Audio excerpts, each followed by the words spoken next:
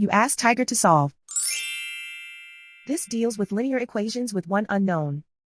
The final result is a equals 4 over 3. Let's solve it step by step. Simplify the expression. Group like terms.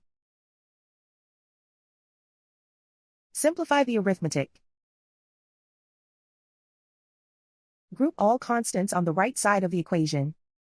Add 4 to both sides. Simplify the arithmetic.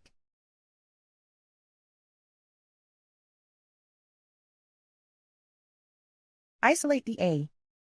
Divide both sides by 3. Simplify the fraction. And so the final result is a equals 4 over 3.